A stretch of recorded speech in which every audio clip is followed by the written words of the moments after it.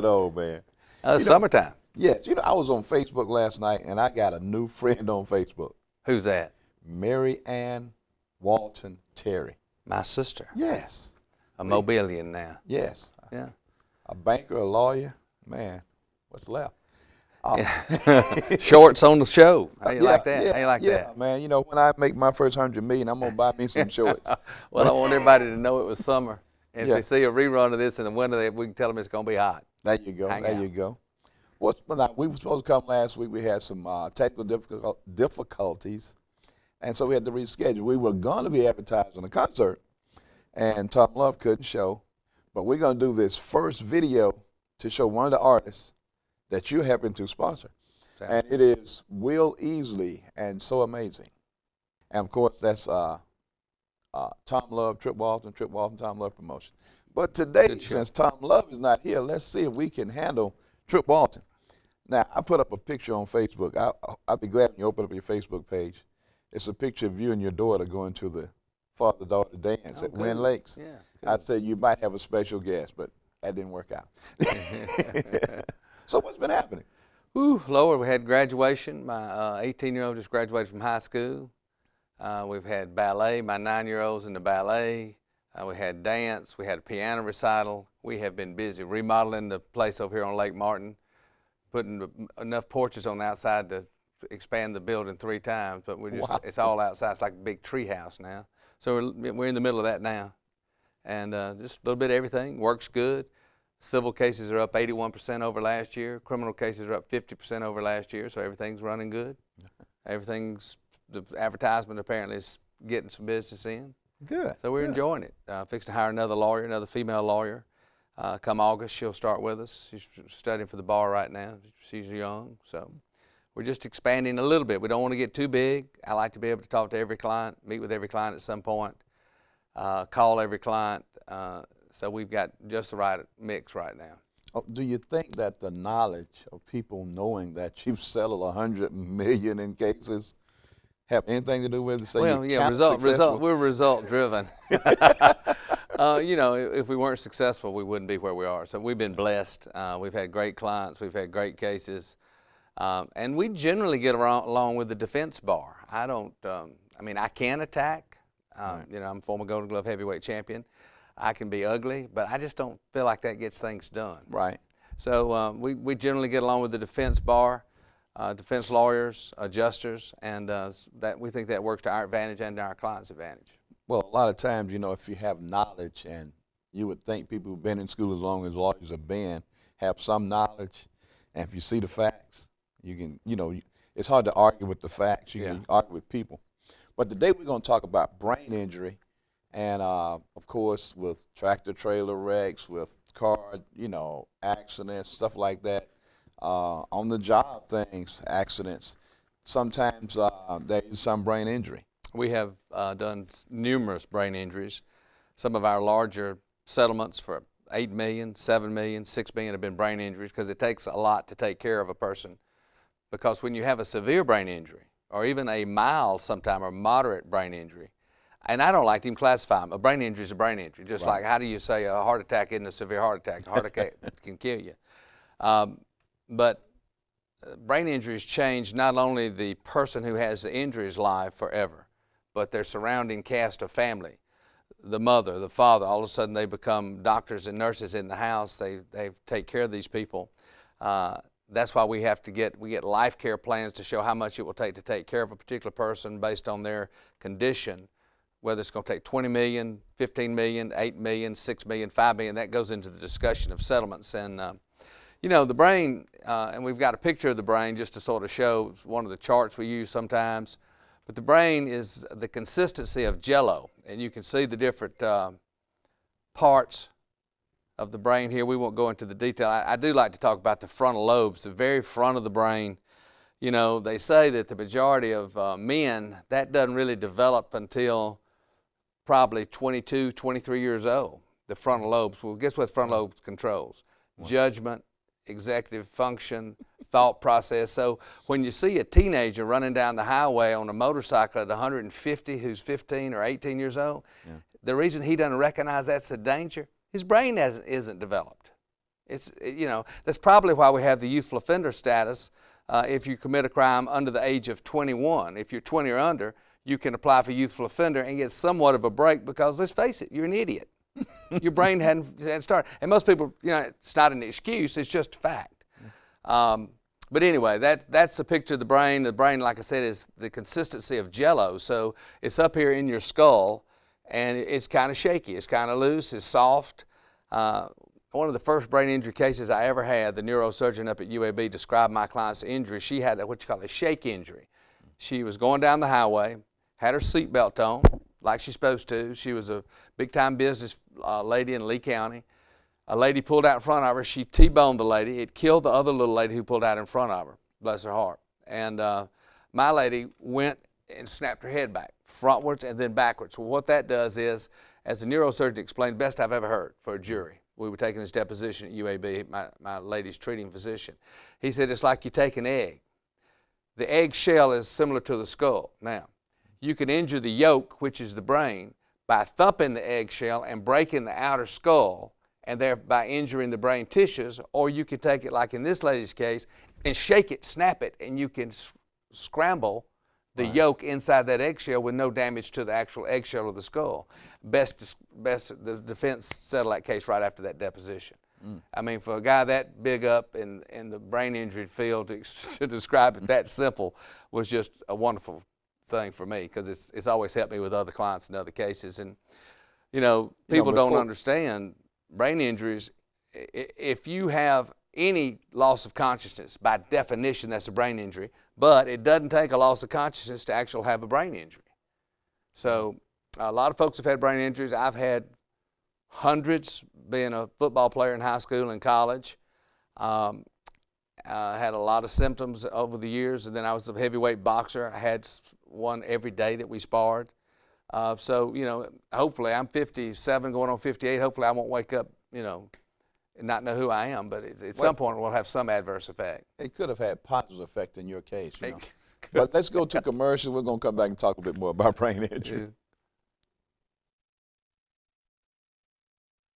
All said about so many things, but you were a former boxer, and we were talking about some of the events that athletics provide in brain injury, some of the occurrences.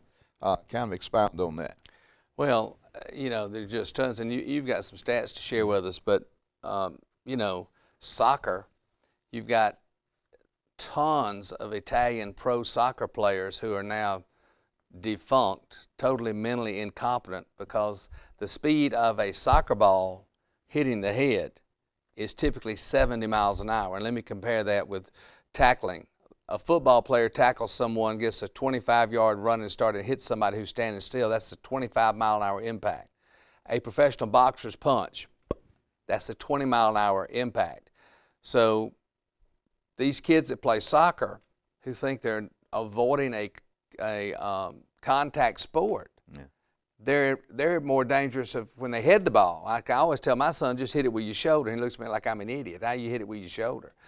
But if you head a ball 2 or 3 times a game, you're not going to be the same when you come off the field. And that's why female soccer players have tons of concussions, and that's typically the sport that gives females the most concussions. But all sports can cause concussions. My child got on her bike the other day at 9 years old without her helmet, and I'm chasing her down the sidewalk, and I got to laughing because we would have never even thought, we'd have laughed somebody off the bicycle in our day wearing a bicycle helmet. But now, first thing I thought I was hitting that curb. I've had friends who are lawyers who have fallen in their homes and hit their heads on the table or the hearth and are never the same. People get kicked by horses or cows, farmers, cowboys, cowgirls. They're never the same. The brain, what people don't realize is the brain that we got the picture of right here behind me, and the stem of the brain controls everything in your body, your breathing, your vision, your hearing. One of the big deals we have is vision problems with our brain injury clients. They'll lose vision, so we stress that. We get them to an eye doctor to do all kind of tests, because a lot of times they will not want to tell you because they don't want to lose their driver's license.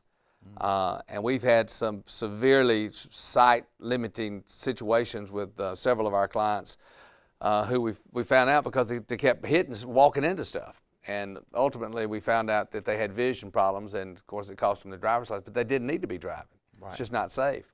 And besides, we got them plenty enough money to buy them a driver and a car too, so you know, it shouldn't have been a problem. But the brain controls your heartbeat, your coordination, the back of the brain, the big orange part hanging out down there. I mean, when that's injured at the stem of the brain, people can't walk, or they have extra anxiety. It's just amazing what all the brain does, and people forget about it. I mean, guys riding states that have done away with helmets for motorcycle riders. How crazy is that?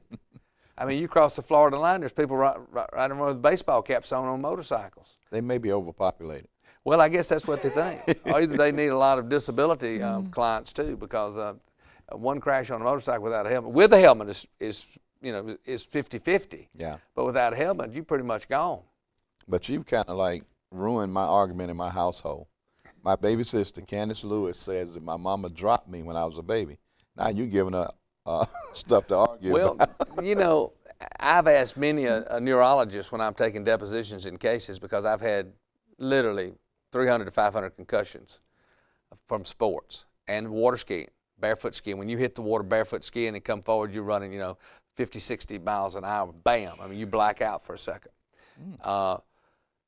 And I've asked them, what about my brain? And they said, well, first of all, you got a lot of dead brain cells.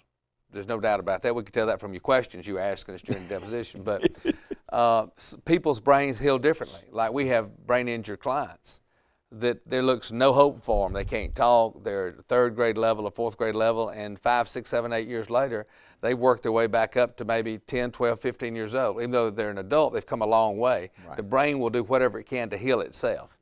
And what I tell my parents when they come in, or family members when a person suffered a heavy-duty brain injury, is you've lost your loved one, but you're going to hear this over and over from the top people in the hospital.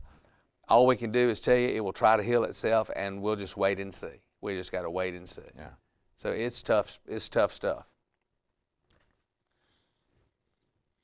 There's never been a moment of silence when we've been out. We almost made it. That's the first one. And we're all taught to celebrate. So, okay, what are you going to do the weekend? The weekend, I'm going to be up here at the lake checking on all the construction. Hopefully they'll wrap it up. I mean, we got 2,000 feet of decking being put up. Jeez. And so we got 2,000 feet under that because it's up about, 10 feet high. So we're going to deck under on the ground too. So we're going to have 2 different layers and screen porch in the bottom. It's going to be pretty cool. Okay. And it's right, 30 yards from Lake Martin, right looking over the water. So it's going to be nice.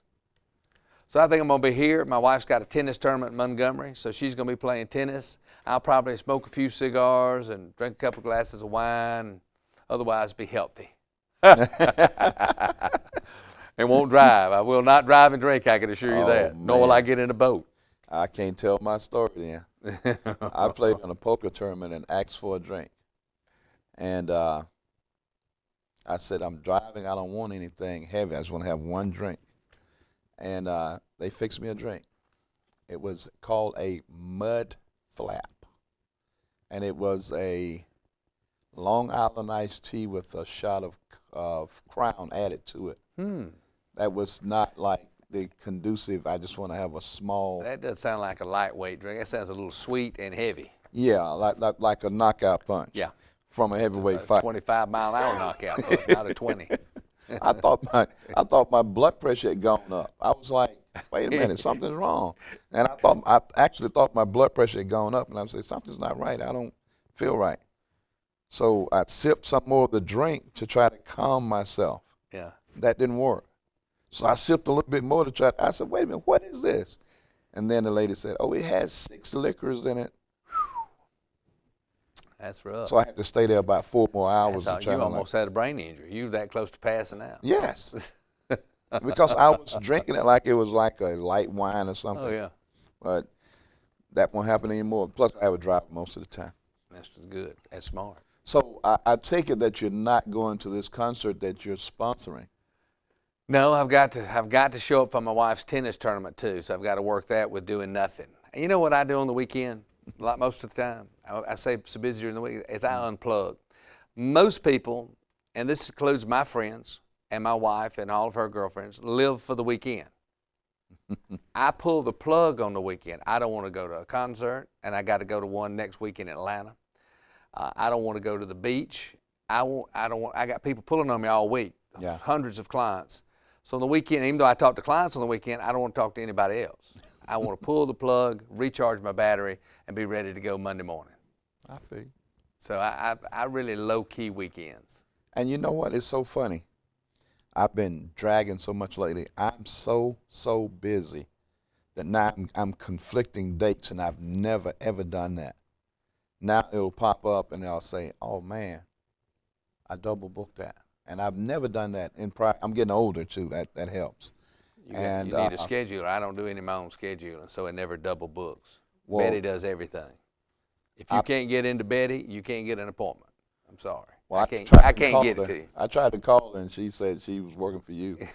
Oh, well, that's good. But I had booked my guests for next week. I had mentioned it to my daughter, and then I totally forgot. And I asked my daughter, she said, well, Dad, you mentioned it, but I didn't put it in because she's having trouble with her phone. Yeah. She didn't put it in the phone. And I was getting dressed for this show, and I remembered. I called my wife, and she wrote it down. I mean, I totally blacked out. So that might be some of that brain damage you're talking about, though. It's slipping up on you. Of course, we're not too young either, so we got to, we're going to have a little memory problems, fog. So. I was buying a shirt, no, I was buying a tie and cufflinks for this show. And I walked up to the counter, the lady, I looked, and it was senior day. I said, I'd like that discount. She said, do you qualify? I said, I certainly do. I think so. So thanks for the compliment. And I bought a pair of pants. Did you get you any dollar flip-flops like I get from Old Navy once a year? I go and get every color. $12, 12 pair. I don't wear flip-flops. Well, you got to start. Let your air feet. Of course, you have to get pedicures and go in there with the women and get your feet. I tell you what I'll do. I'm going to buy the flip-flops on your suggestion. Get you some flip-flops and go get you some pedicures, get your toenails looking good. You got pretty feet like I do, it sells. We've been Walton Law Firm segment of the show. I'm buying flip-flops. I'm going to the person that does his pedicure, putting it on his bill. We'll be back after these commercial messages.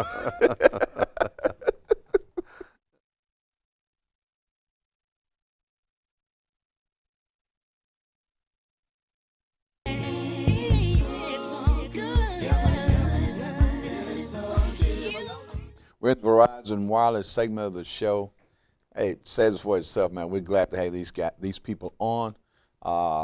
If you would like to sponsor, be a sponsor of It's All Good, give us a call, 256-234-6464, 256-496-1958, because that's my personal number, and I want to hear from you.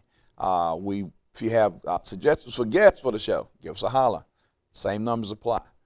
But now we're talking about brain injury. Yeah, and you just evidence you may have had a few. It's Brain Injury Awareness Month, by the way. Yes, Brain Injury Awareness Month.